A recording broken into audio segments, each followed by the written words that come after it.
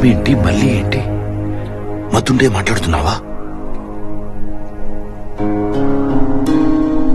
ఇంత స్పష్టంగా ఇంతకు ముందు ఎప్పుడూ ఆలోచించలేదు బాబాయ్.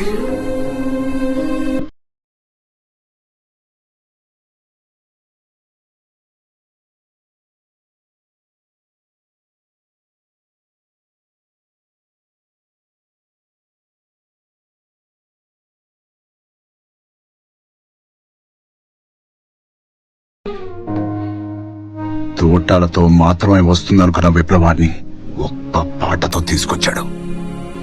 మరి నువ్వు నీ ఆశయం కోసం ప్రతి క్షణం నిప్పులు తొక్కుతూ తపస్సు చేసావు కదరా. ఇంకొక అడుగు దూరంలో ఉండగా వదిలేస్తావా? 15 ఏళ్ల నీ కష్టానికి ఇంకో 25 ఏళ్ళు భరిస్తాను, కానీ నా ఆశయం కోసం భీమ్ని బలికానేవను. ఆయన బాబా ప్రతి మనిషికి ఒక ఆయుధం ఇమ్మన్నాడు. ఈ రోజు భీమ్ ఆవేశం ప్రతి మనిషిని ఒక ఆయుధంగా మార్చింది. ఆ ఆవేశాన్ని ప్రజలకిస్తాను.